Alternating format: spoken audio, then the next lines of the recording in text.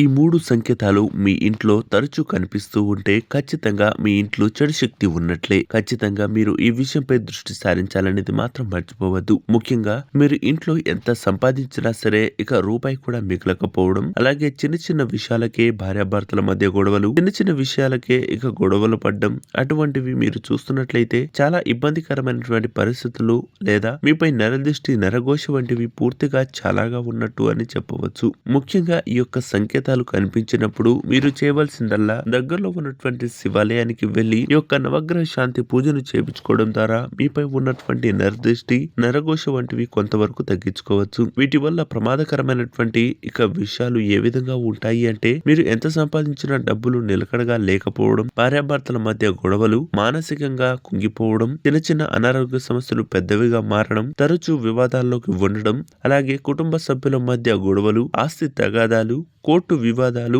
అలాగే మీకు సంబంధించినటువంటి చిన్న చిన్న విషయాలకే బాగా కోపం రావడం, ఇంట్లో ఉన్నటువంటి ఇక ప్రతి పరిస్థితుల్లో కూడా మీకు మానసికంగా ఆర్థికంగా ఇబ్బందులు గురి కావడం, ఇటువంటి సంకేతాలు ఉన్నట్లయితే మీపై నరదిష్టి ఖచ్చితంగా ఉందనేది మాత్రం చెప్పవచ్చు. ముఖ్యంగా మీ యొక్క ఆర్థిక లావాదేవీల గురించి కానీ, మీకు సంబంధించినటువంటి ఆస్తి వివరాలను గురించి ఎవరితో కూడా చర్చించేటువంటి ప్రయత్నాలు అసలు చేయకూడదు. ఇంట్లో ఉన్నప్పుడు శ్రీ సూక్తాన్ని పఠించడం ద్వారా శుభ ఫలితాలను పొందుకోవచ్చు. మరింత ఇబ్బందులకు గురవుతున్నట్లయితే పైన కనిపిస్తున్నటువంటి నెంబర్ కు ఫోన్ చేసి మరింత వివరాలు ఇక తెలుసుకునేటువంటి ప్రయత్నాలు చేయవచ్చు.